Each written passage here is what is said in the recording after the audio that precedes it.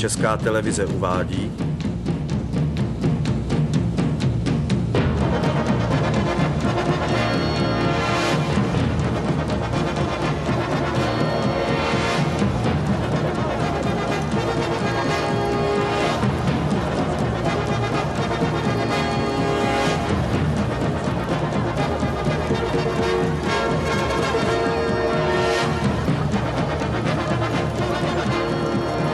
Josef, část 2.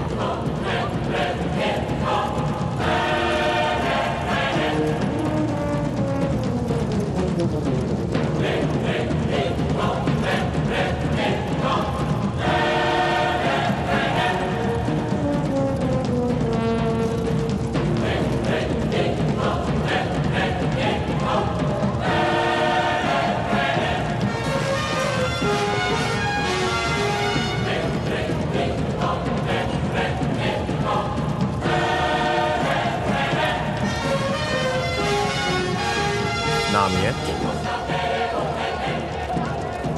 hudba,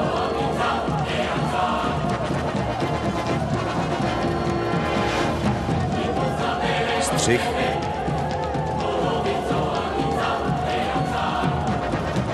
výprava,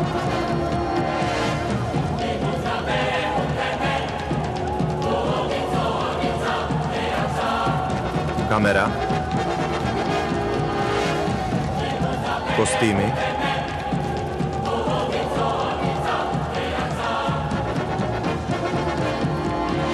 produkce,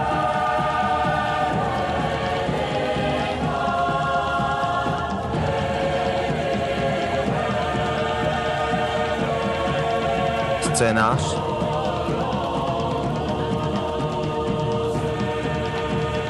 jděte. režie, Dovnitř.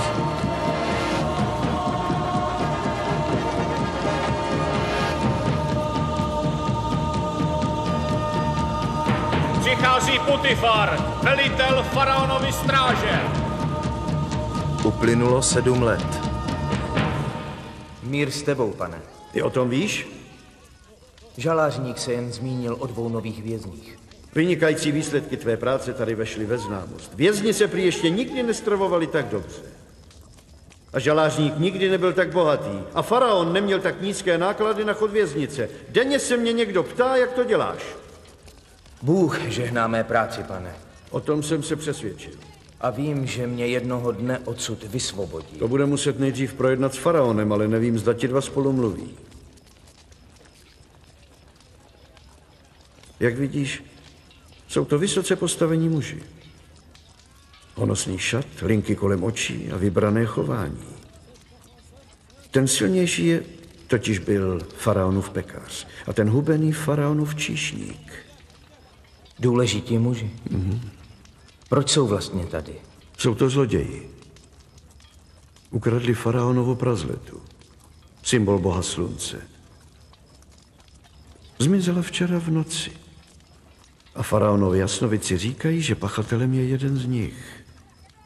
Pak jsou jejich dny sečteny. Pravděpodobně. Ale kdo ví, co se může stát? V případě, že by se odtud dostali a získali zpět své pozice, tak ti prospěje, když se o ně budeš dobře starat. Rozumíš? Naprosto, pane. Když si dobře povedeš, získáme tím hodnotného spojence, až přijde čas prosit za tebe u samotného faraona. Pamatuj na to.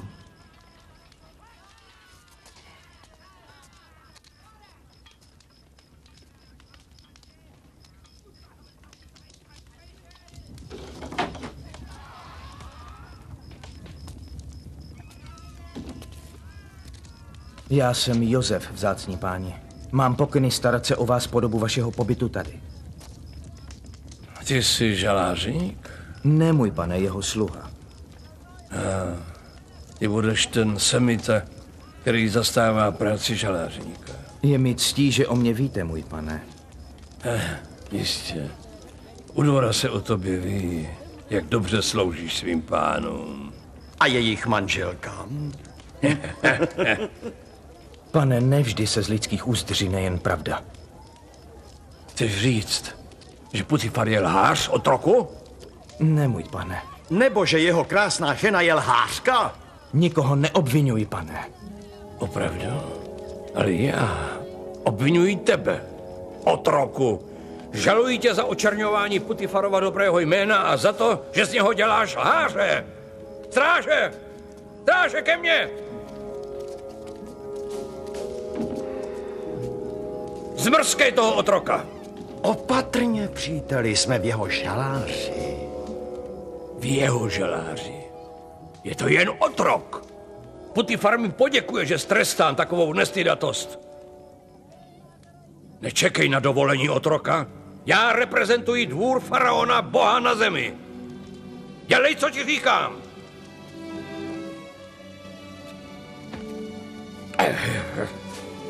Ty nebudeš špinit jméno Putifarovo.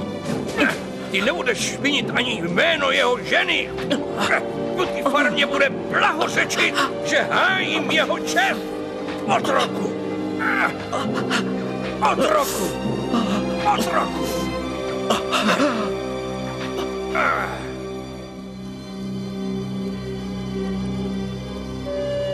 V zemi Kanaán.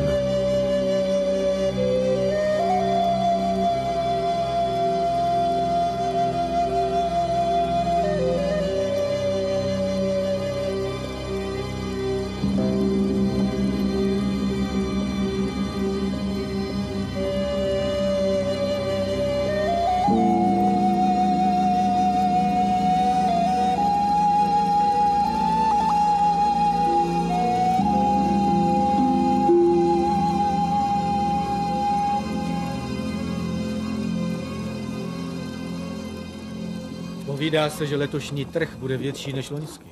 V to doufám. Je čím dál těžší vydělat na živobytí. Iudo, nemáš dostatek zvířat na dobrou obživu.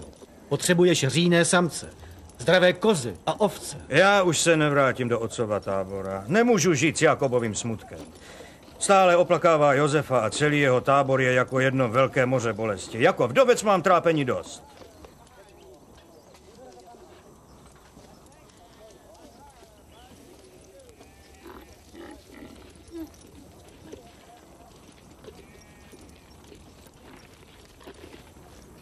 Pane, napojíme vaše velbloudy.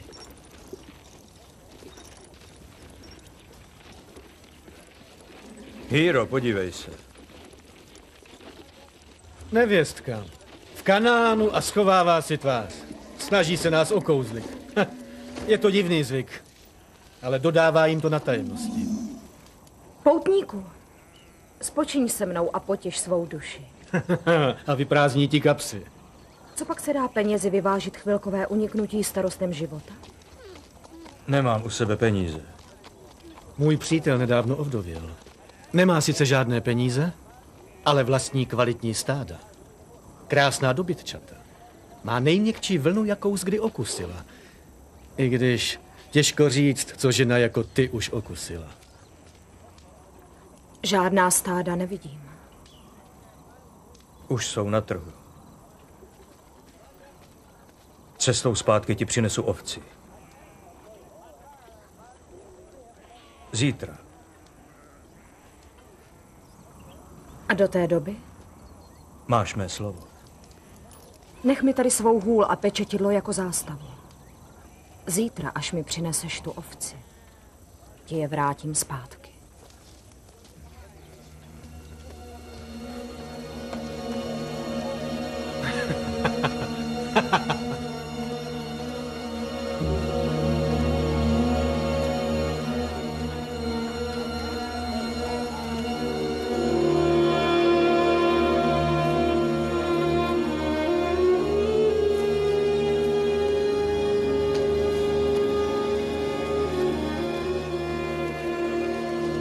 Že od toho obchodníka vydrží dlouho. Až příště přijede, koupím si je také.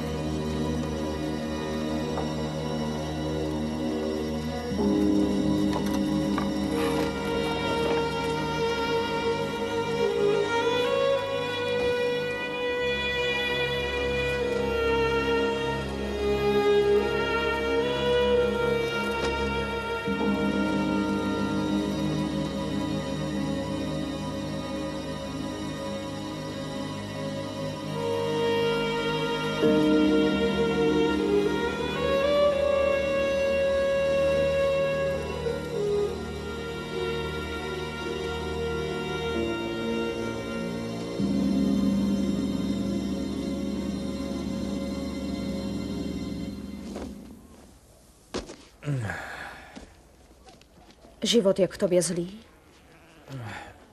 Neplodná snacha přivedla do hrobu mého prvního syna. Lidé jsou smrtelní. To ano. Ale podle našeho zvyku jsem přinutil druhého syna, aby se s ní oženil a zachoval tak bratrův majetek v rodině. A ten také zemřel. To jsou rány osudu. Máš ještě někoho? Je nás 11 bratrů. Bývalo nás 12. Ale druhého, nejmladšího, roztrhala dravá zvěř. A neuplyne jediný den, aby pro něj můj otec neronil slzy zármutku. Nesnesl jsem pohled na jeho utrpení a proto jsem si založil vlastní tábor. Želíš svého bratra, jako bys zavinil jeho smrt? Nikdy! To ne! Jak tě to mohlo napadnout? Nechtěla jsem tě zranit.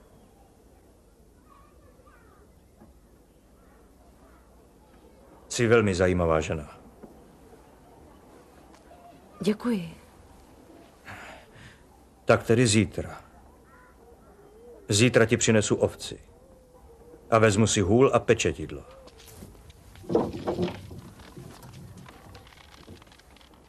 Tak tedy zítra.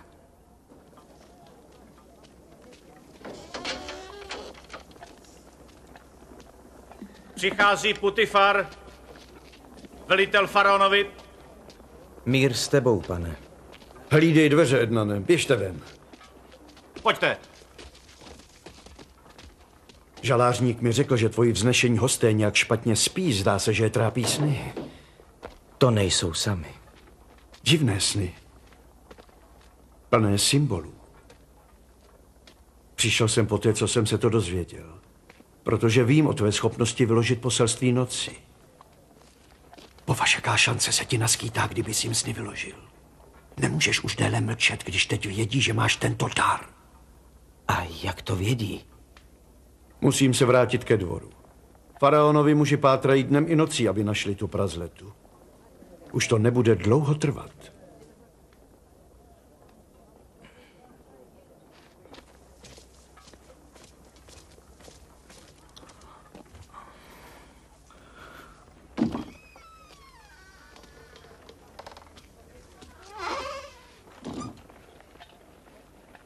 Slyšel jsem, že jsi obdařen vnitřním zrakem. Jen někdy, pane, když to můj Bůh uzná za vhodné. Jak hluboko jsme klesli naslouchat tlachání semického otroka. Ona schopnost vykládat sny je darem od Boha. Tak si poslechni, co zamýšlí tady s číšníkem. Hned se zeptám. Posaď se, Josefe.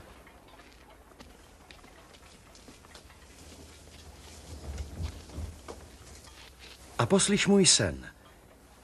Byl jsem na vinici a viděl jsem před sebou silný vinný kmen. A na tom kmeni byly 3 ratolesti. A na těch se nalily pupeny. A ty pupeny se ihned rozpukly v květ. Ty květy se změnily v bohaté trsy hroznů. V ruce jsem držel faraonovu číši. Ty hrozny jsem utrhl a vytlačil je do jeho číše. Tu plnou číši jsem pak podal faraonovi. Umíš ten sen vyložit? Smysl snu je tento. Ty 3 ratolesti jsou 3 dny. Ještě 3 dny a faraon pozvedne tvou hlavu a povolá tě zpátky do úřadu. Pak budeš faraonovi nalévat víno tak, jako předtím. Buď klidný, zanedlouho odtud vyjdeš. Že by to byla pravda? A teď vyslechni mě, otroku. Já jsem měl taky sen. Nesl jsem na hlavě 3 koše. Ve vrchním koši bylo nejlepší pečivo, jaké se peče, jen pro faraonův dům. Avšak ptáci vyzobávali ty dobroty přímo nad mou hlavou. Vylož mi ten sen. Lituji, pane, ale ten sen neumím vyložit. Umíš. Vím, že umíš. Něco přede mnou skrýváš. Řekni mi, co znamená. Jak chceš. Řeknu i tobě, co tvůj sen znamená. Ony 3 koše značí rovněž 3 dny. Za 3 dny pozvedne faraon také tvoji hlavu. Opravdu. Ale proto, aby tě dal oběsit. Ptáci pak budou klovat maso z tvých kostí. Ne. Faraonova prazleta se našla. Poslyšte jeho rozkaz. Jak zní? Slíbila, že tu bude. Naštěstí pro tebe tady není. Ty jsi svoje slovo dodržel. Když tu není, uchovej si příjemnou vzpomínku na její lože a vrať se ke svému dobytku. Dal jsem jí do zástavy svou hůl a pečetidlo, pamatuješ? Pojď, snad bude ve svém domě.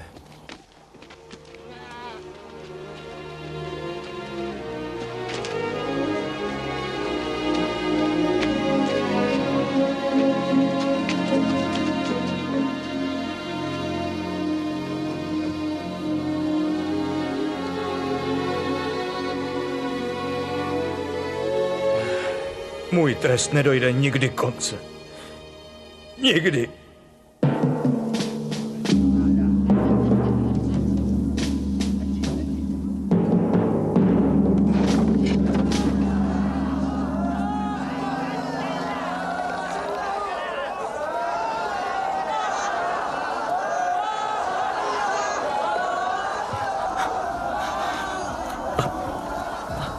Jsem ti velmi vděčný za to, co jsi pro mě v této věci udělal. I v těch nejtemnějších chvílích jsem věřil, že všechno... Josefe. Doufám, že se nám podařilo učinit tvůj pobyt zde co nejpřijatelnější, pane. Ano, jistě. V mezích daných možností.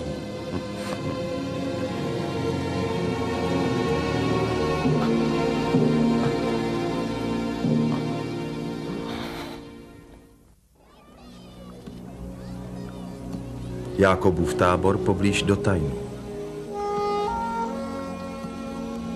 Zopakuj všechno, co ses naučil, Benjamine. Toto jsou potomci Táreovi, který měl 70 let, když splodil Abrama, Náchora a Hárana. Otče, vždyť víš, že znám rodokmen našeho rodu nazpaměť. Neměl bych raději pomoct bratrům sehnat stáda? Na tu práci stačí sami, toto je pro tebe důležitější. Musíš pokračovat v rodové linii. Ale jsem nejmladší, otče. Co Ruben nebo Juda? Ti mě dokázali, že nejsou způsobilí pro takový úkol. Měl to být Josef, který by po mně převzal pochodeň. Moji ostatní synové. Josefa přece zabilo dravé zvíře. Nemůžeš do nekonečna všechny obviňovat. Musím se řídit božím vnuknutím. Srdcem cítím, že Ráchel jim byla seslána, aby mi dala následovníka. A je-li Josef mrtev, ty musíš udržet naše tradice dále při životě. Zachovávat Abrahamovu úmluvu s Pánem, posvěť jeho jméno. Tak, můj synu, zpět k rodokmenům. Synové Abrahamovi byli Izák a Izmael. Izák splodil Ezaua a Jákoba. A Ezau, zvaný taktéž Edom, si vzal... Otče! Otče! Juda! Vrátil se! Juda?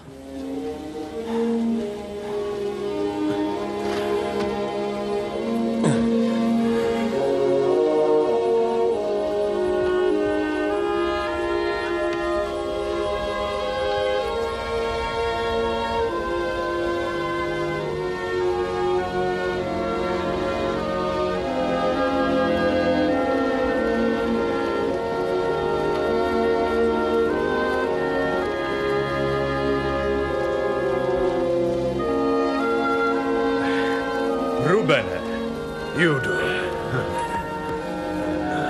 Simeone, Levi, Gáde, Neftalíme, Dané, Asere, Izáku, Zabulone,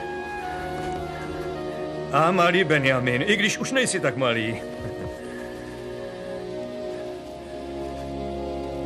A můj otec, Můj otec Jákob.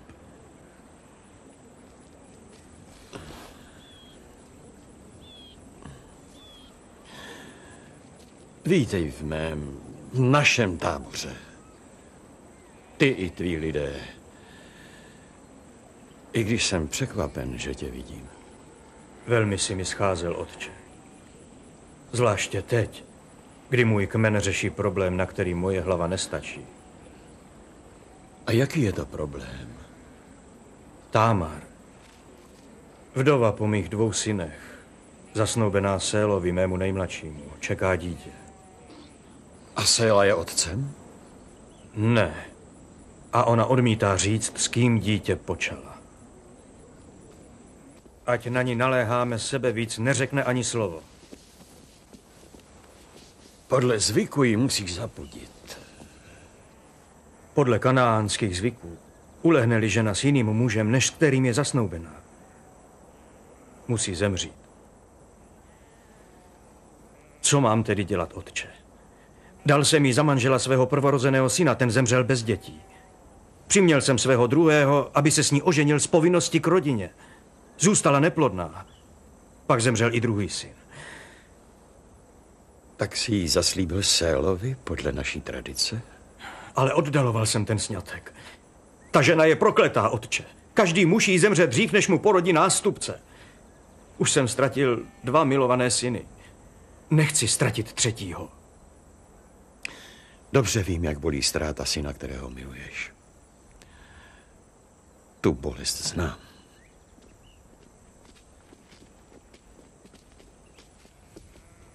Ano? Je ochotna mluvit o čemkoliv, jen ne o otci dítěte, které nosí pod srdcem. A nemá strach. To není naše starost, Jákobe. Svatá pravda, Judo. Opustil si tábor a založil vlastní rod. Musíš nést sám zodpovědnost za rozhodnutí, která učiníš.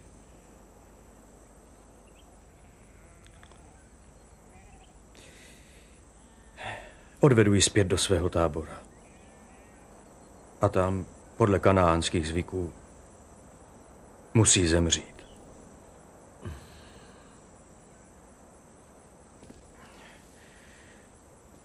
Vyrazíme za rozbřesku.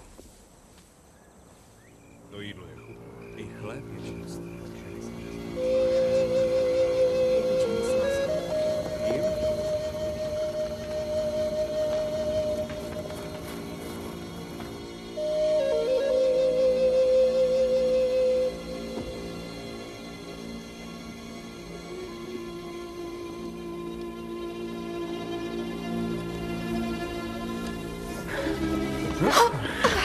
Co to máš, nůž?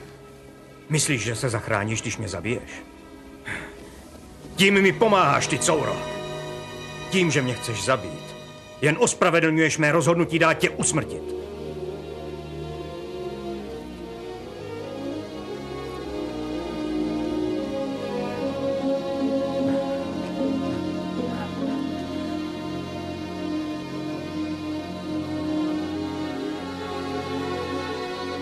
Ty?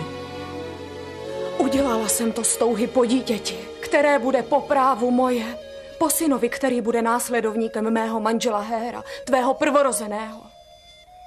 Ale ty jsi mi nedal Sélu, když dozrál do mužného věku. Jsi velmi odvážné děvče, Támar. Ale podstoupit smrt se bojím. To se nestane. Mám se z čeho zodpovídat. Abych ti vzal život za něco, co jsem spáchal sám, takový zločin bych neunesl. Byla jsi v právu, já jsem se mýlil. Měl jsem tě včas provdat za Sélu. Ale všechen hřích padá na mou hlavu. Zůstaneš naživu a porodíš dítě. Vychováš ho jako dobrá matka. A dostane se ti náležité úcty a lásky.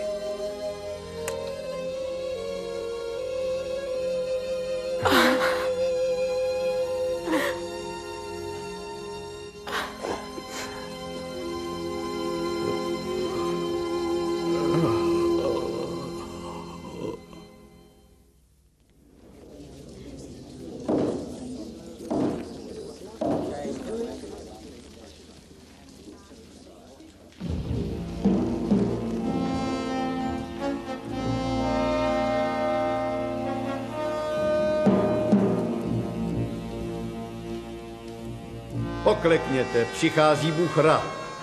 Zdejte poctu faraonovi, synovi nebes, vtělení Boha Ra.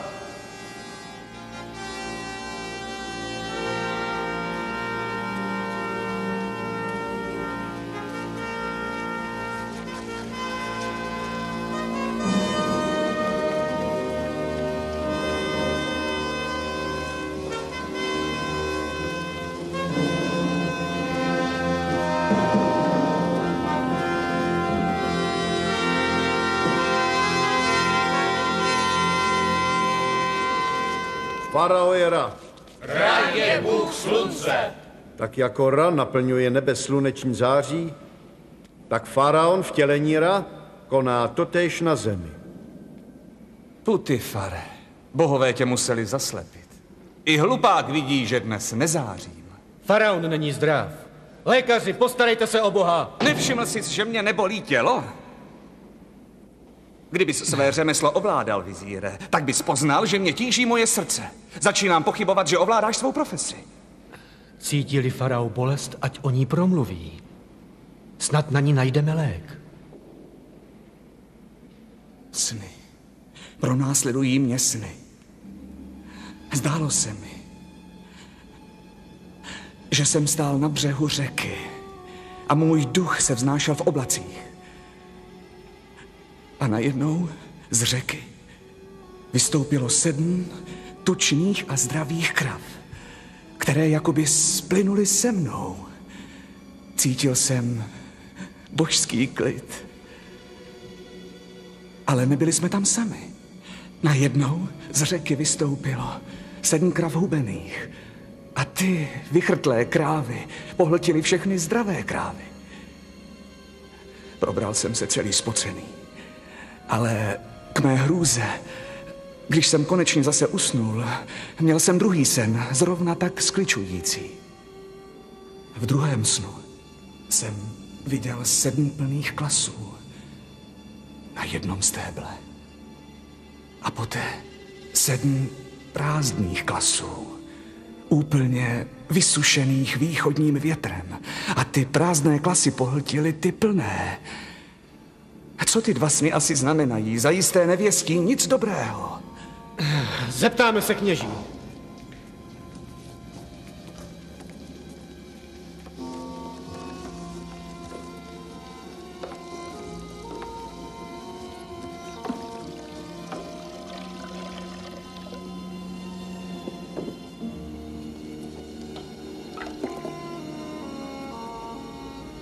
Podej mi víno.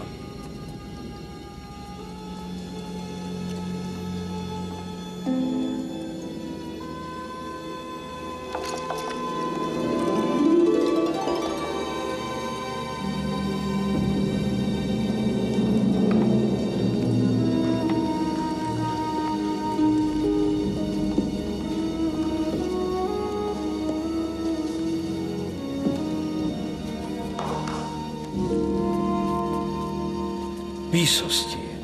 Jak se dalo očekávat z těchto božských poselství, mezi oběma sny je určitá rovnováha. Nejdříve posvátný životodárný Nil a potom božská přítomnost všemohoucího faraona. Zdravé krávy a nemocné krávy. Plné klasy jako protiváha prázdných klasů. Co jsem viděl ve svých snech, vím nejlépe sám. Ty mě máš vysvětlit, co znamenají.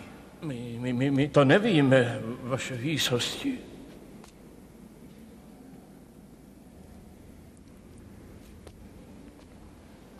Jak můžeš mlčet, když víš, že existuje muž, který může ulehčit faraonově mysl? To se neodvažuji, pane.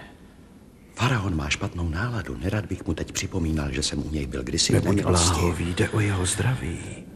Ty nejlépe víš, že jsem jen pouhý číšník, pane. Je to na tobě, Putifare, na veliteli faraonovi stráže, abys o tom Semitovi promluvil.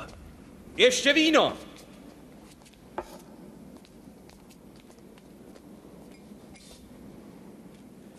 Mohu promluvit k božskému faraonovi? Ale tak, aby to nikdo neslyšel.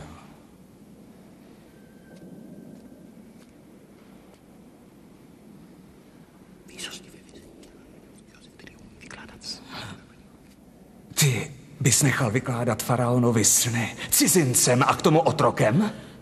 Pane, onen Semita vyložil sen jak tomuto muži, tak vrchnímu pekaři. Odhadl ze snů faraonovi záměry a přesně předpověděl jeho rozsudek.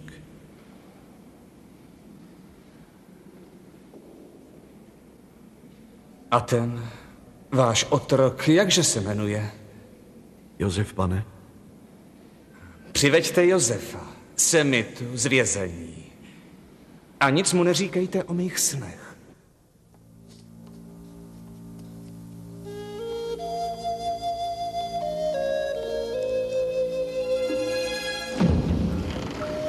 Co je zase? No tak mluvte. Co mě to děláte? Prosím. Co jsem provedl?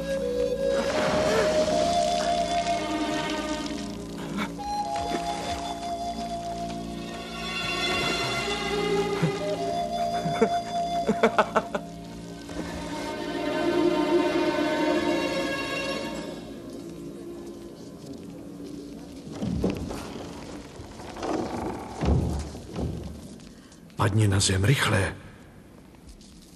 To nemohu. To přece víš. Nemůžeš?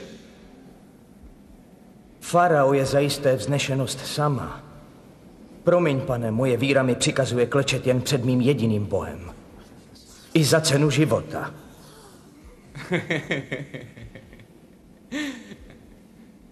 Přistup blíž. Zbystřete pozornost. Vím, že ať udělám cokoliv, tento muž přede mnou nepoklekne, aby si zachránil život.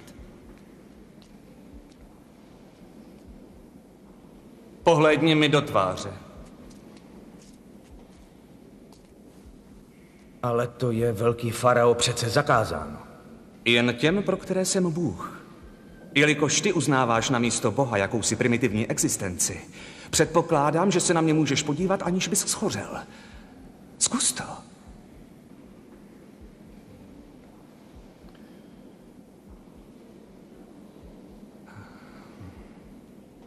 Doslechl jsem se, že ses naučil rozluštit poselství noci. Porozumění snům se nedá naučit, velký faraone, je to dar od Boha. Opatrně! Ještě jednou mi připomeneš svého Boha a ocitneš se u něj, ale s hlavou pod paží. Takže ty jsi byl obdařen touto schopností? To patrně brzy uvidíme, faraone. Na tom, co uvidíme, závisí tvůj život. Teď mě poslouchej. Viděl jsem ve snu 7 krav, tučných a zdravých, jak se pásly u řeky. Je to velmi pohledný muž. Ano, to je. Víš, čím se provinil? Něco jsem zaslechla, ale nevěřím tomu. Nepřipadá mi jako pošetilec. Každý přece ví, že Putifarka svého muže podvádí. Tak zubožené krávy jsem dosud neviděl v celém Egyptě. Ale co bylo nejpodivnější, když spolikali všechny ty tučné krávy, vypadaly stejně uboze jako předtím. Měl jsi ještě jeden sen. Můj pane, nic jsme mu neřekli. Jistě. V druhém snu jsem viděl 7 silných klasů. Byly krásně plné. Náhle za nimi vyrašilo také 7, ale prázdných klasů a ty pohltily klasy plné.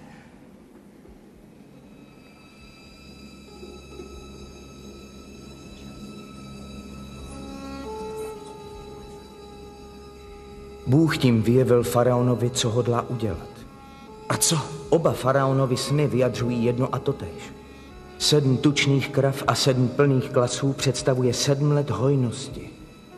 7 hubených krav a 7 prázdných klasů představuje 7 let neúrody.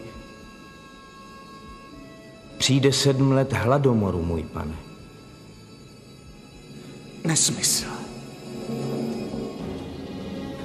Šílenství. Co pak by mi můj bratr Slunce a moje sestra Měsíc posílali poselství, která umí rozluštit pouze otrok? Putifare, ať už ho tady nevidím. Zavři ho zpět do žaláře, tam zůstane, dokud se nerozhodnu, jak s ním naložím.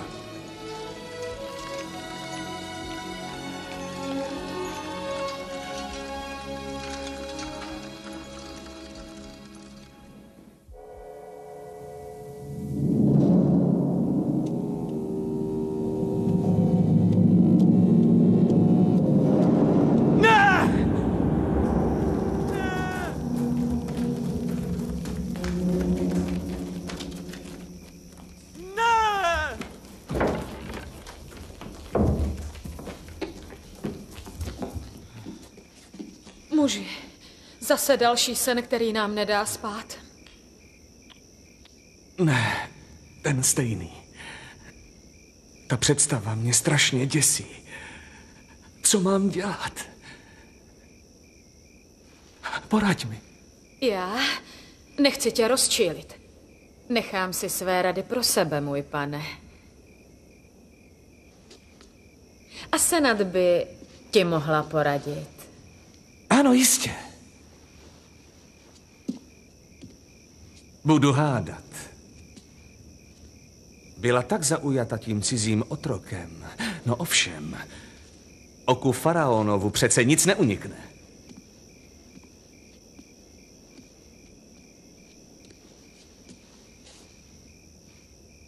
Myslí si, že ten otrok zná řešení?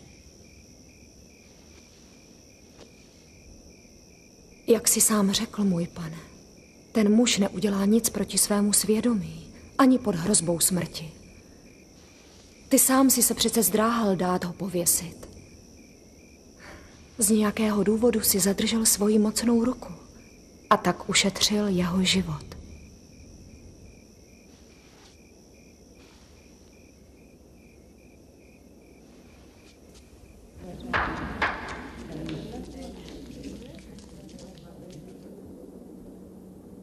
Přemýšlel jsem hluboce a dlouho o tvém výkladu mých snů.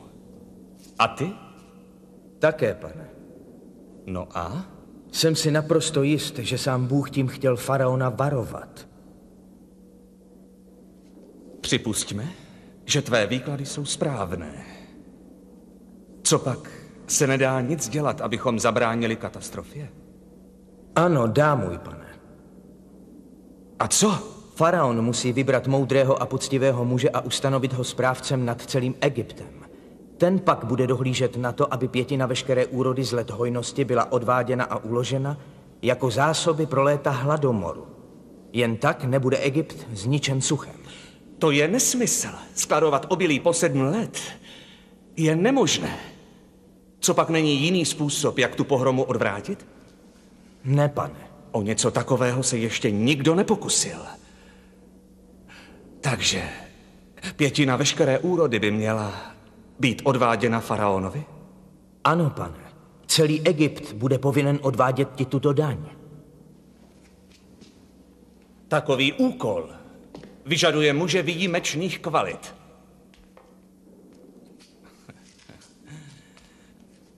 Což vás, pánové, vylučuje.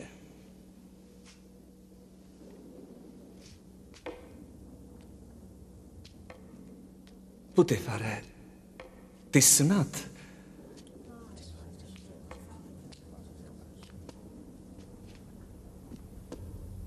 Řešení je jasné. Není lepšího muže pro takové poslání, než tento muž sám.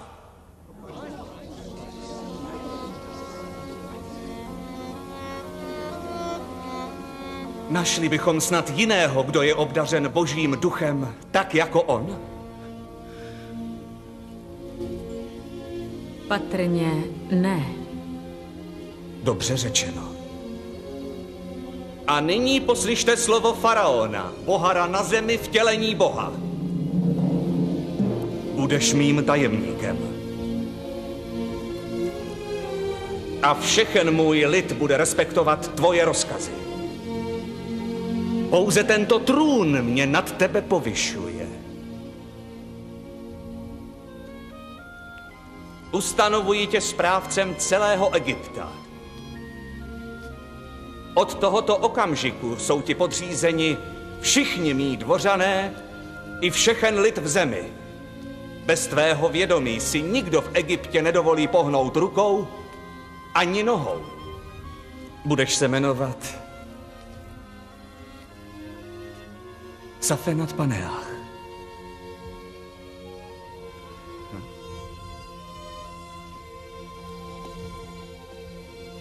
A tato půvabná žena bude tvou chotí.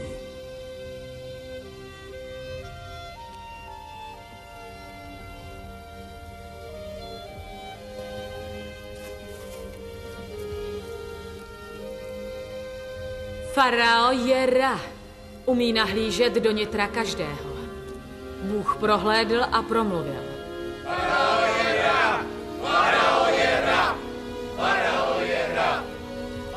Nyní tě vůle tvého Boha učinila i mým pánem. Věřím,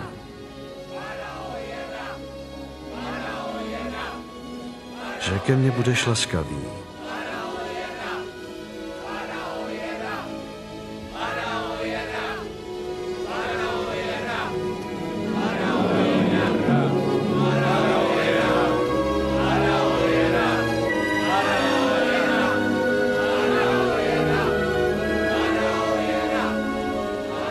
Jak se jmenuješ? Asenat. Jsem dcera nejvyššího kněze z Ohonu. Jakže se to jmenuji já? Zapomněl jsem své nové jméno. Safenat Paneach. Safenat Paneach. Co to znamená? Zachránce. Líbí se ti tvé nové jméno? Ano, jistě. Velmi.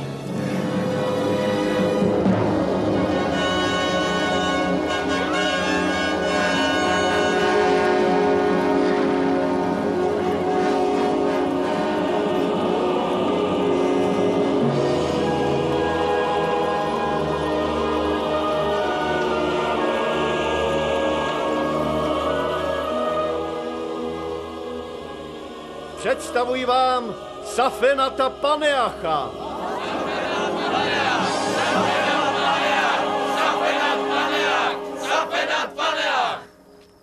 Jestli dovolíš, Josefe, ne vlastně Safenate Paneachu.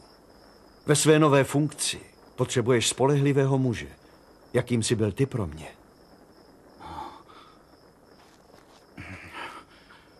Bylo by mi ctí, pane, kdybych ti mohl sloužit. Ale vím, že jsem se proti tobě provinil. Nevstaň, Ednane. Odpuštění je šlechetnější než pomsta. A soucit silnější než hněv. I mě to život naučil. Ať tvůj Bůh ochraňuje tebe. I celý Egypt. Teď si naší naději. Tak jdi. Běž.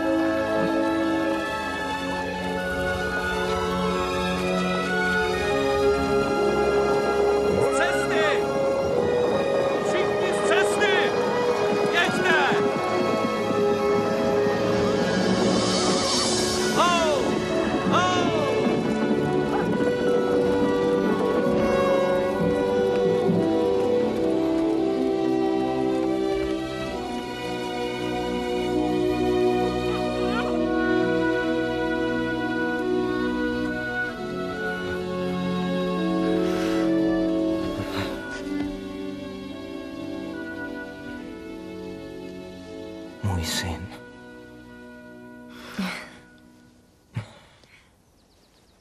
Šťastné dítě, které má tak krásnou matku.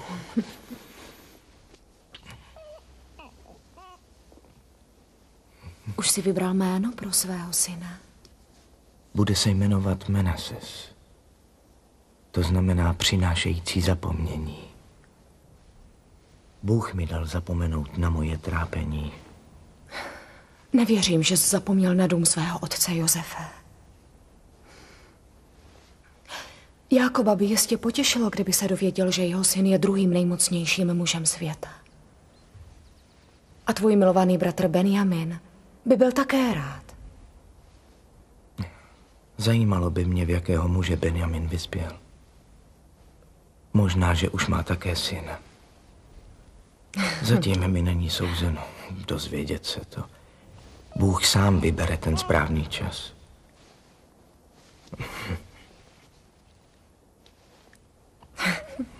Moje místo je teď tady. U tebe. A Menasese. Menasesi, Efraime! Připraveni? O 7 let později.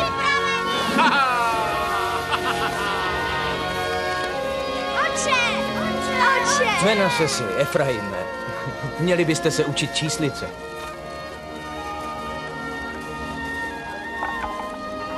Rok začal dobře. Nil se rozvodnil, ale deště ustaly moc brzy. Když to tak půjde dále, nebude letos žádná úroda. Zatně na ty, Paneachu! Pospěš si! Na severu od města řádí několik ničivých požárů! Potřebujeme tvoji pomoc!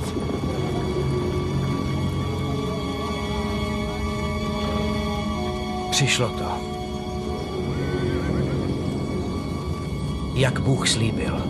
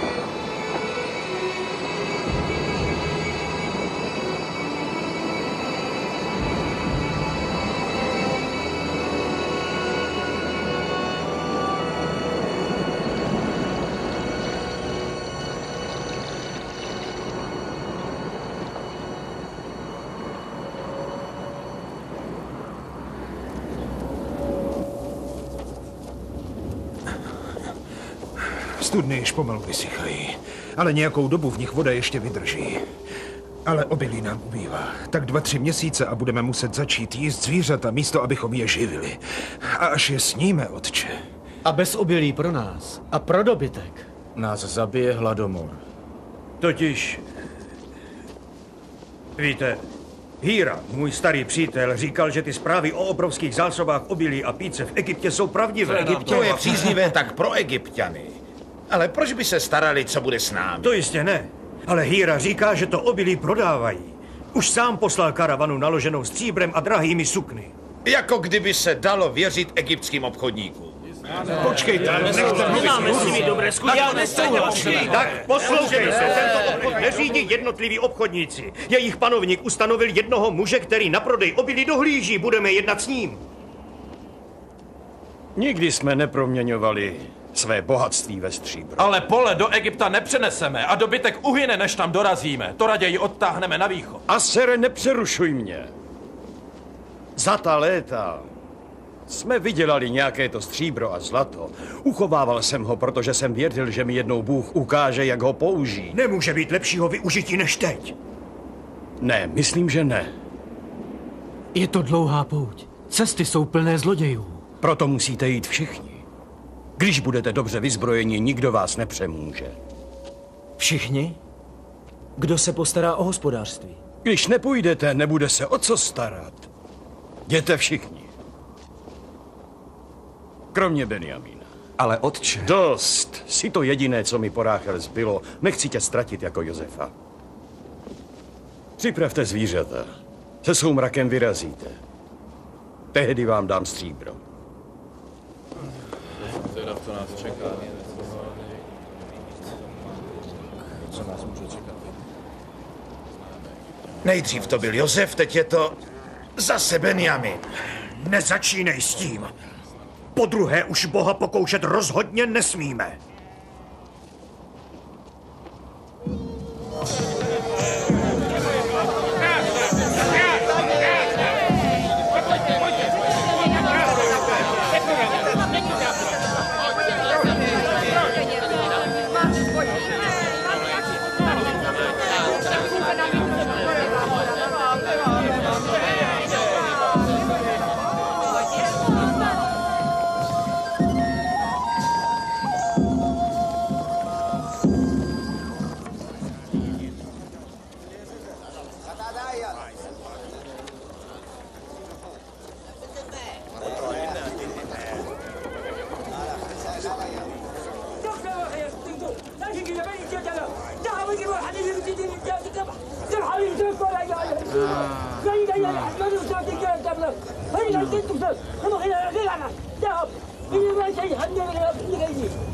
No, jistě, ano, ano.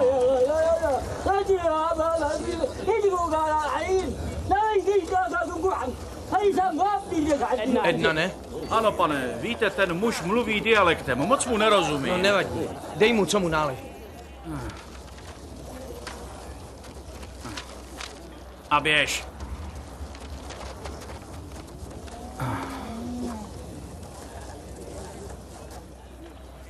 Co pak je, Safenate Paneachu?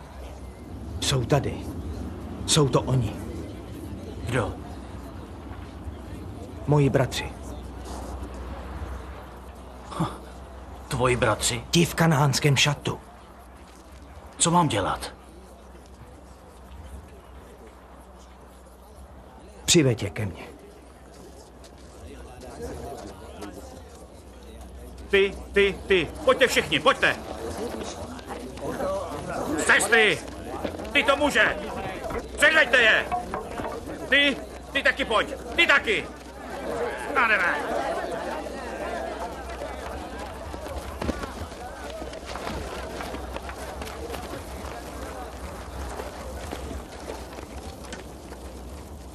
Zvedněte hlavy a pohlédněte na svého pána.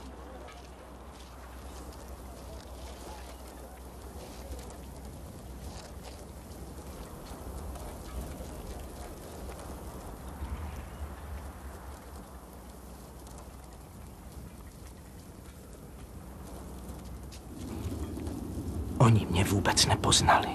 Mějte s námi slitování. Přicházíme z Kanánu, kde sucho všechno zničilo. Přinášíme stříbro, abychom nakoupili obilí, aby naše rodiny přežily.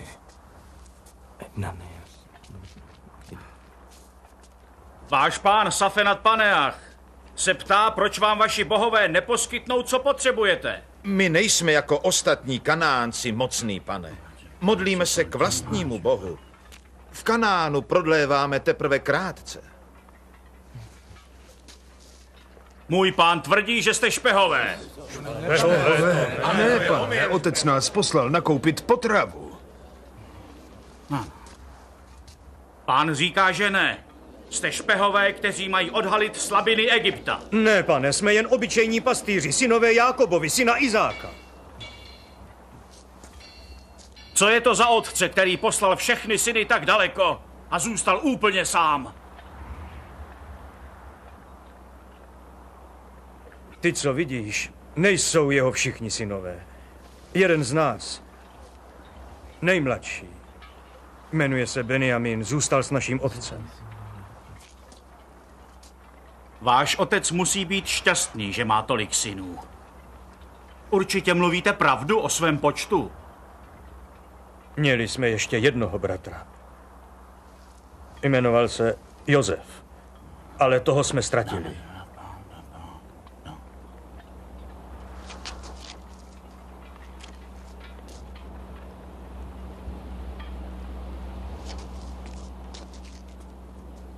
Který nepřítel by poslal 10 bratrů jako špehy? Jednoho 2 snad, ale 10? Chopte se jich! Rychle, chopte se jich! Ale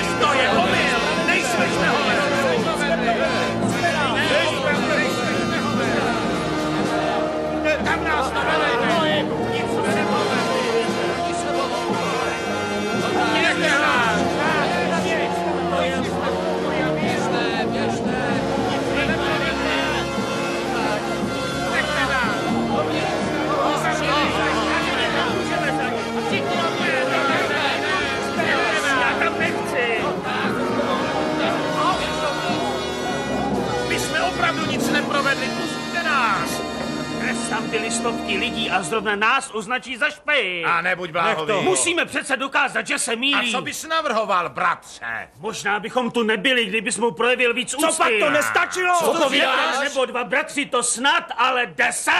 Takový hloupý argument použije jen hlupák. Tak neříkej, že je to naše vina. Sticha. Hádání nám nepomůže. Co tedy? Ne co, ale kdo? Bůh. Je to jeho poslední trest za to, co jsme spáchali. Teď už víme, jak bylo Josefovi, když jsme ho uvrhli do studny. Ne, tak jeden druhého, vy jste ho nechali samotného. Vy? Tak jenom vy? My jsme ho hodili do studny. Už se tím přestaň zabývat. 20 let omíláte dokola tu samou písničku, ale co se stalo, stalo se. A jedna událost nijak nesouvisí s tou druhou. Víš to jistě, bratře. To je naposledy, co? Rube, nechte toho! Dej to sem, to je moje! Ne, moje! Já to našel! Dej mě to! Nedám! Ale dáš! Menasesi, Efraime.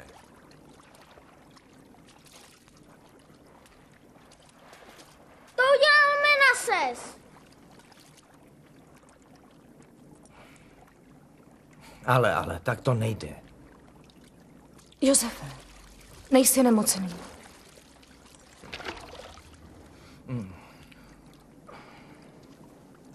Tak co je ti? Viděl jsem dnes svoje bratry. To je dobrá zpráva. Vždycky si říkal, že za tebou přijdou. Konečně ses jich tedy dočkal. Přišli do obilnice. Sucho řádí i v Kanánu. Škoda, že jsem u toho nebyla a neviděla výraz jejich obličejů, když tě spatřili jako správce Egypta. Pak bys byla zklamaná.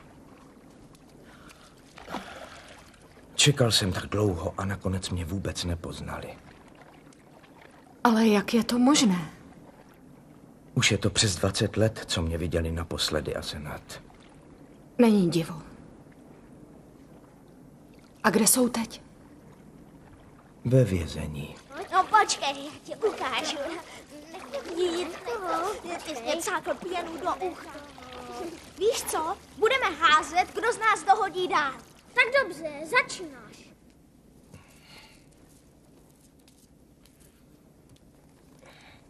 Ve vězení? Proč? Protože můj hněv byl silnější než soucit. A co s nimi chceš udělat? Otcovi lidé potřebují jídlo, musím je poslat zpět. Tak proč se jim tedy nenecháš poznat? Protože se asi nezměnili. Jsou stejní, jako když mě zradili. Snad mi Bůh vnukne způsob, jak je prověřit. Jaký? To ještě nevím. Víš, chtěla bych vidět tvé bratry, kterým vděčím za své štěstí. Konec konců, jejich krutost tě přivedla až sem. Jsi můj muž, zachránce Egypta. A díky jim se narodili naši dva krásní synové. Zase tvůj netradiční pohled na věci.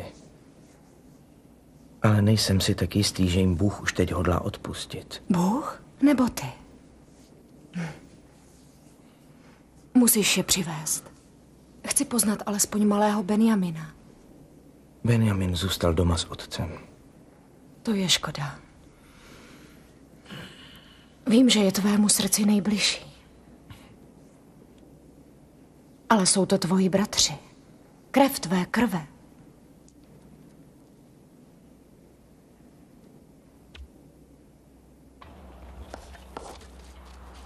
Váš pán Safenat Paneach vám dovolí nakoupit obilí, které potřebujete pro své lidi. V těchto pytlích máte vše i na cestu, ale vaše obvinění stále trvá. Chcete-li však dokázat, že nejste vyzvědači, musíte se vrátit a přivést svého nejmladšího bratra. Váš pán Safenat Paneach je milosrdný muž, takže si zde ponechá jednoho z vás. Toho propustí, až se vrátíte i s nejmladším bratrem z Kanánu. Chceš, abychom se vrátili k otci a putovali zpět do Egypta? Ano, se zbývajícím bratrem. Tento zůstane tady. Ne. Běžte!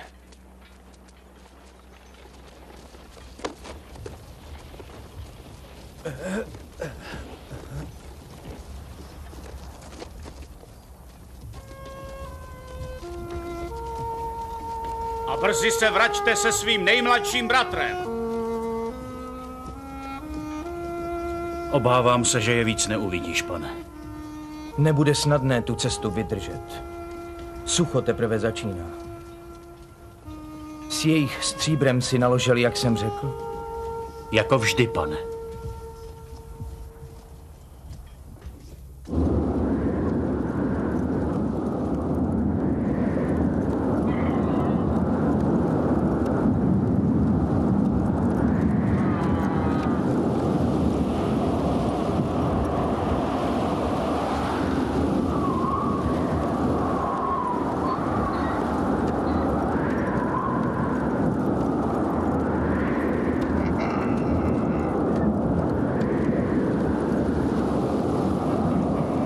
Tady je aspoň nějaká voda.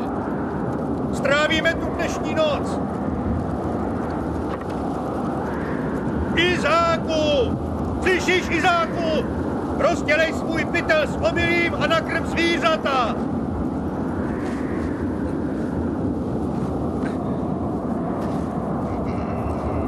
Co to je? To je stříbro, za které jsme koupili obilí. Jakou zkoušku nám Bůh připravil tentokrát? Tady nemůžeme zůstat. Rychle nakrmte zvířata. Musíme jít dál přes noc.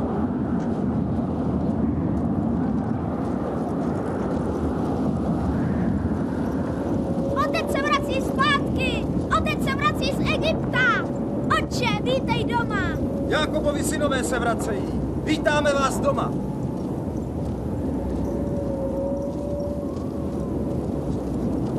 Levi, Neftalíme.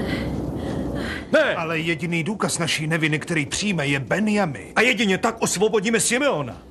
Slíbil nám, že pak můžeme v Egyptě volně obchodovat. Obilí mají dostatek a v nejlepší kvalitě. A za to ten Egypťan po nás chce mého nejmladšího syna? Máte ještě jiné smutné zprávy? Co je to? Stříbro, za které jsme koupili obilí. A co dělá tady? To nevíme, otče. Možná Bůh. Buď opatrný ve svých soudech o Bohu. Posvěť se jeho jméno. Buď pochválen jeho jméno. Proč? Proč jste tomu muži říkali, že mám ještě jednoho syna? Už jsem přišel o Josefa, teď o Simeona. A vy byste mi chtěli vzít ještě Benjamina? Tak tedy poslyšte mé rozhodnutí. To nikdy. Nikdy kvůli vám neohrozím Benjamina.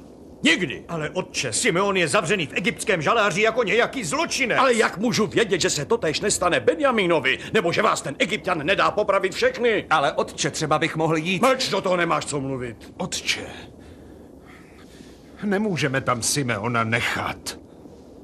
Prosím, dovol mi vyplnit vůli toho Egypťana. Jestli se všichni v pořádku nevrátíme, vezmi si životy mých 2 synů. Tak to může napadnout jen tebe, Rubene. Ztratím Benjamina a začnu ještě vyvražďovat půl kmene. To je moudré rozhodnutí. Poslouchejte. Benjamin je můj jediný syn od Ráchel. Nebudu riskovat, že ho ztratím. Jděte po své práci a modlete se.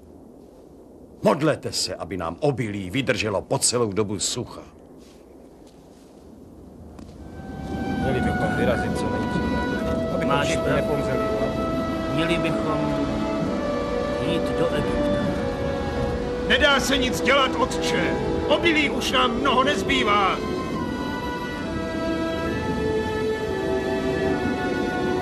Znáte dobře mé rozhodnutí. Už o tom nebudeme mluvit. Ještě měsíc a nebudeme mluvit vůbec. Brzy všichni pomřeme. A celý rod založený Abrahamem tak zanikne, Jákobe. A co mám podle tebe dělat? Aspoň teď mě poslouchej. Pomysli na to, co ti Bůh slíbil. Pak vyslechni své syny a uvaž, jestli v jejich slovech není něco pravdy. Ovšem nechceš-li nás vidět umírat, jen proto, že se bojíš věřit Bohu. Co to má společného s vírou Boha? Co pak to nechápeš? Ponechal ti jen jedinou cestu. Jedinou cestu k přežití kmene. A ta vede skrze Egypt. Egypt je naše jediná spása, Jakobe.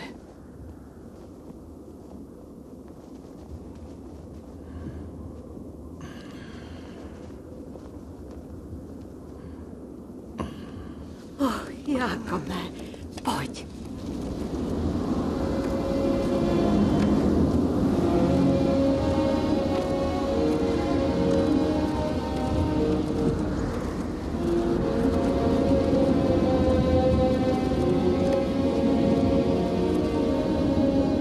To jsou nejcennější dary, jaké máme. Předložte je tomu Egypťanovi. Spolu s tímto je tam dvojnásobek stříbra. Na další obilí. I za to, co jste přivezli.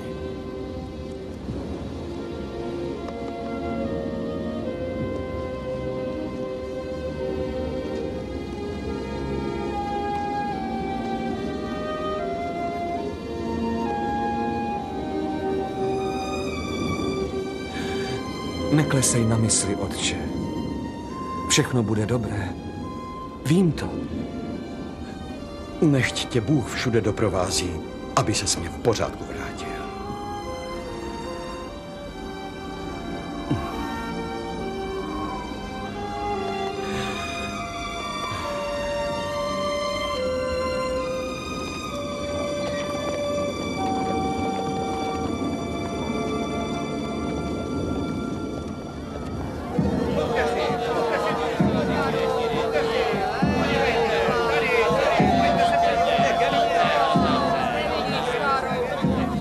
Pojďte za mnou.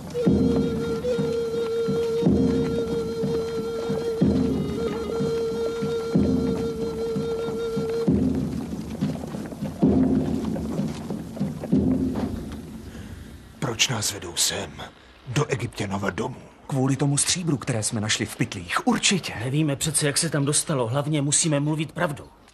Stříbro? Jaké stříbro? Já jsem od vás platbu za obilí přijal. Cestou jsme ho našli ve svých žocích. Tady nabízíme dvojnásobek. Nic nedlužíte. Ať jste našli cokoliv, musí to být dar od vašeho Boha. Pane, a co náš bratr Simeon? Je zdrav. Myslíš naživu?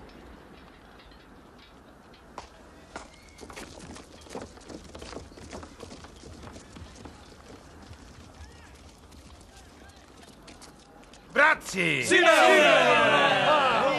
Vítejte v Egyptě! Jsi v pořádku? Odkud máš ten oděv? Na všechny otázky zní odpověď ano. Vůbec tomu nerozumím, ale od té chvíle, co jste odešli, jsem si tady žil, jedl a pil jako samotný faraon. Pojďte. Musíte se umýt, než usednete k jídlu s pánem.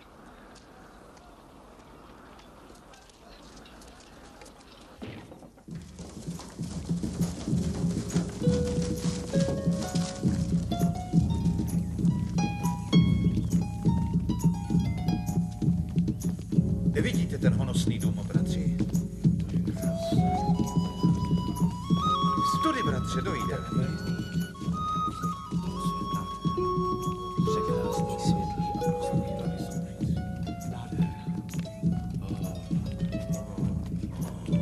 a tady podívejčko, co neuvěřitelné. Budete sedět tady. Pán bude sedět tam. Je to velká pocta. Egypťané nikdy nejedí s cizinci. Považují to za velkou pohanu. Nyní se posadíte, jak každému řeknu. Prosím. Benjamin bude sedět tady. Zde Juda, Ruben, Tak tohle je Benjamin. Simeon. Je to opravdu pohledný mladý muž. A snad má i čistou duši. Po takové době.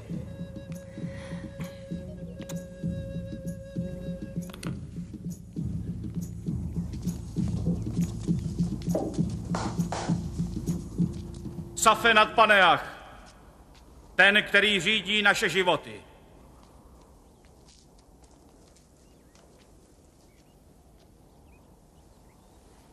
Zvedněte hlavy.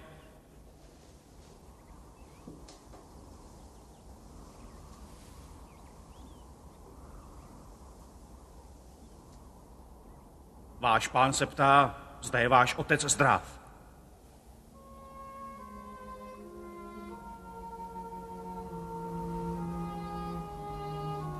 Ano, pane. A posílá ti dary na důkaz své úcty.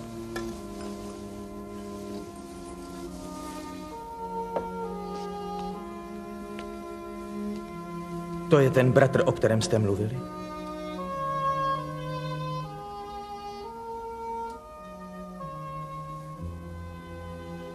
Jak se jmenuješ? Jsem Benjamin, pane. Jak je možné, pane, že mluvíš naším jazykem? Byl jsi v naší zemi?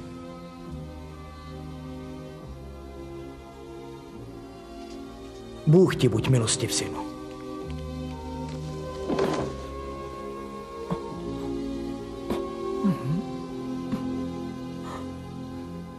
Udělal jsem chybu, že jsem se ptal pána, odkud zná náš jazyk? Pán procestoval mnoho zemí a rozumí mnoha jazykům. Hleďte. Rozesadili nás podle stáří.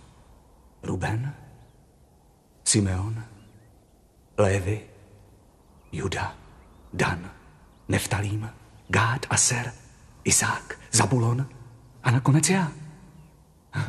Věk každého z vás mě napověděl můj magický pohár.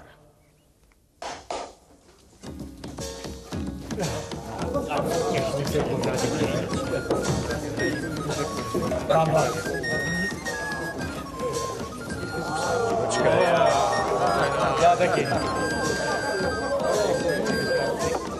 To je podsta. Pán vás hostí jídlem ze svého stolu. Děkujeme, pane.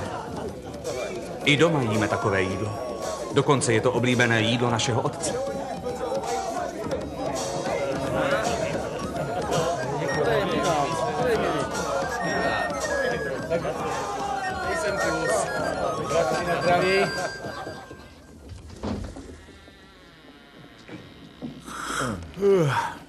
Býval bych si ještě pospal. Já tomu nerozumím. Včera se choval přátelsky. A pak nás hned časně ráno nechá vyburcovat z postelí a vyžene nás na zpáteční cestu. Vidíte? Už nám dokonce nechal naložit náklad na osly.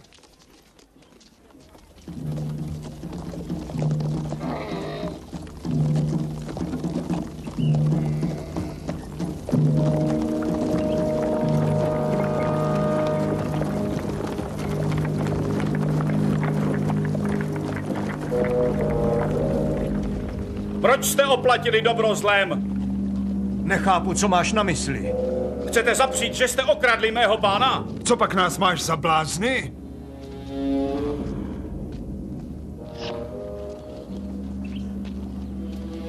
Tady.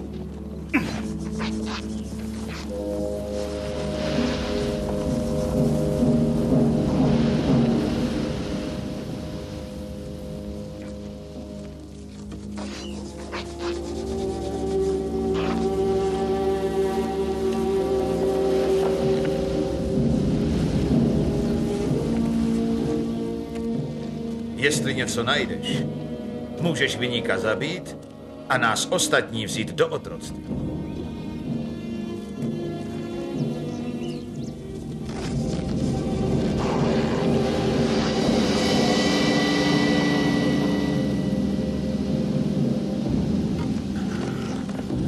Co jsi to udělal, ty hlupáku? Co pak ses dočista pomátl? Proč jste spáchali takový čin? Pane, nic jsme neprovedli. Tak jak to vysvětlíte? Bůh nás trestá za zločin, kterého jsme se dopustili před mnoha lety. Zdá se, že nám chce ukázat, jak chutná otroctví. Protože teď jsme všichni tvými otroky.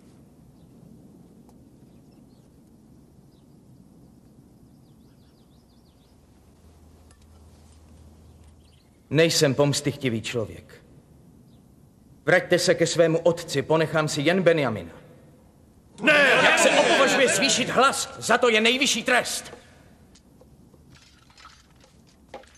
Tisíckrát se omlouvám, pane, ale tvé rozhodnutí nepřichází v úvahu. Pane, jsem sám celý zmatený tím, jaké divné věci se v poslední době dějí.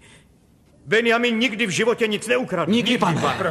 Je příliš chytrý na to, aby muži tak mocnému, jako si ty, odcizil tak drahocennou věc.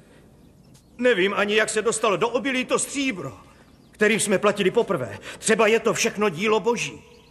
Pane, prosím, ušetři Benjaminův život. Náš otec ho nade vše miluje. Jeho ztráta by našeho starého otce zahubila. Už tak jsme ho hluboce ranili. Vezmi si mě jako otroka na místo Benjamina a nech toho chlapce odejít za otcem. Ne, Benjamin zůstane se mnou.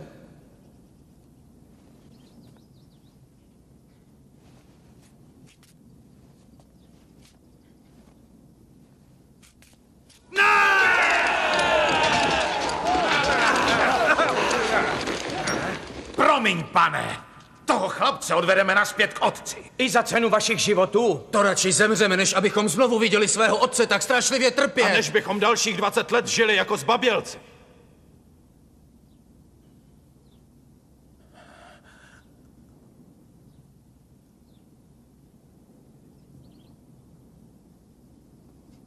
Ne, pane! Stůj!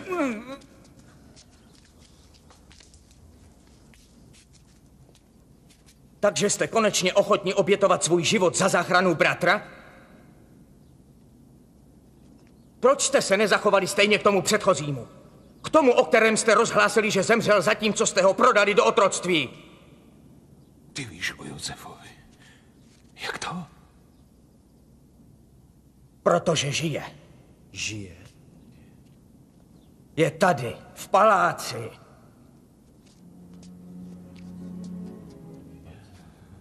Přímo v této komnatě.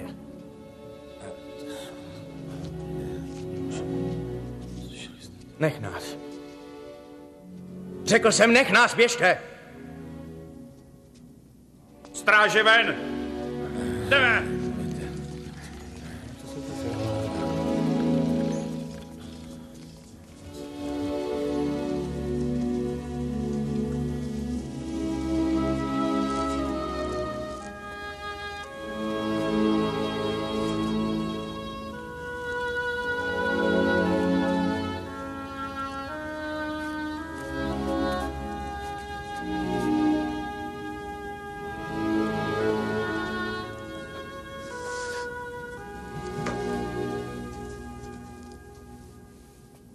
Já jsem Josef.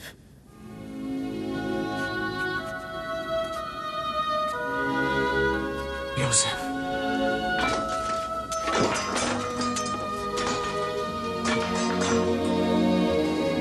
Josef. Ty jsi můj bratr Josef.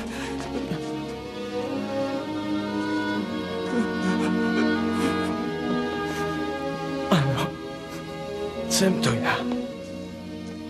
Opravdu jsem to já.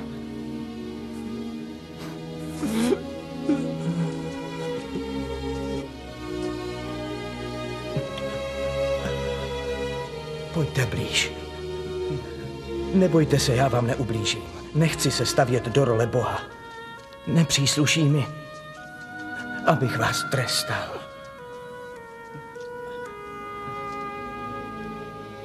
Spáchali jste na mě zlo.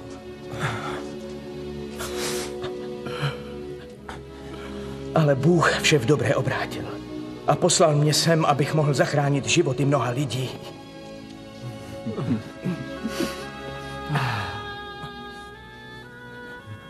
Nebojte se. Pomůžu vám a také vašim rodinám. A především pak našemu otci.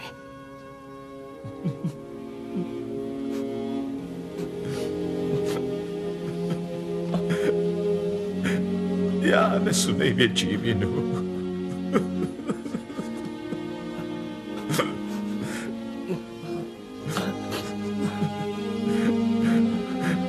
Zasloužím si jen otroctví, nebo Smrt. Ne, můj bratře. Já nechci tvoji smrt. Takový osud nám Bůh, buď pochváleno jeho jméno, nepřipravil. Buď pochváleno jeho jméno. Už jste pochopili soudržnost bratrskou i rodinou. A tak ať už budeme směřovat kamkoliv, ať nás Bůh třeba i rozdělí, musíme být k sobě vždycky upřímní. Stejně jako ke svým rodinám.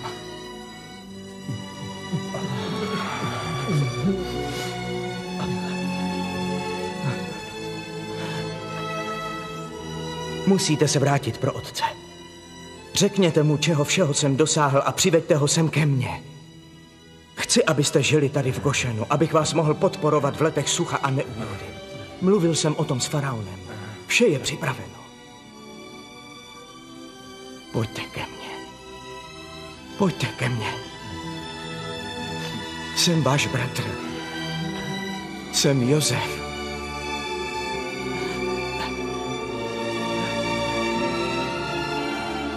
Posvěť se jeho jméno. Buď požehnán.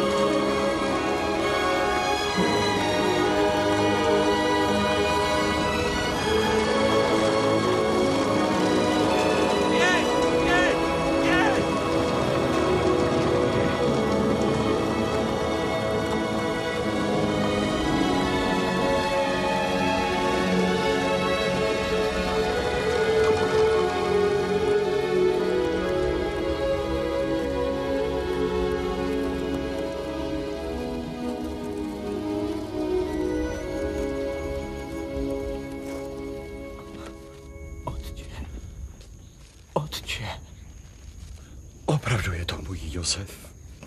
Můj syn. Můj syn.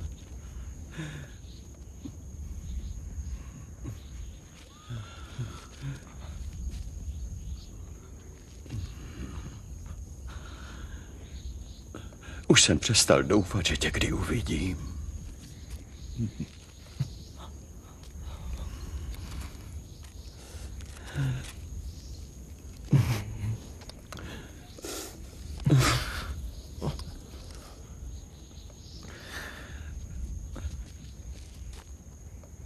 A toto budou asi moje vnoučata. Mají v očích stejné plamínky, jako měla Ráchel. Pojďte, pojďte ke mně. Pojďte, ať vám požehnám. Pojďte.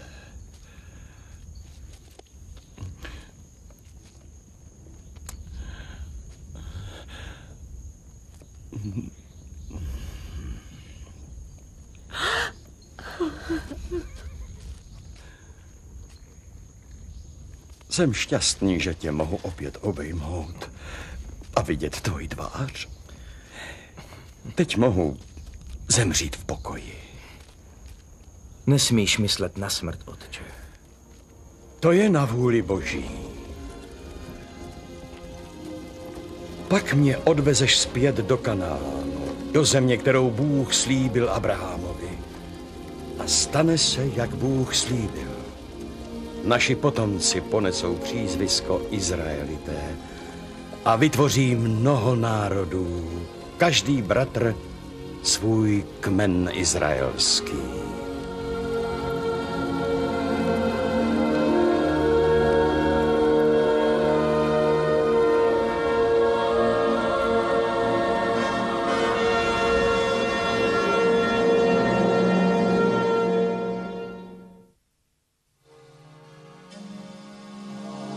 V českém znění hráli Ladislav Běhůnek, Jiří Brož, Jaroslav Kuneš, Lenka Filipová Kudelová, Ladislav Cigánek, Zdeněk Dvořák, Aleš Jarý, Zdeněk Junák, Luboš Ondráček, Zdeněk Bureš, Jana Musilová, Aranka Lapešová, Jiří Tomek, Přemysl Přichystal, Petr Jančařík, Martin Sláma, Jan Kolařík, Karel Riegl, Dita Kaplanová, Pavel Vacek a další.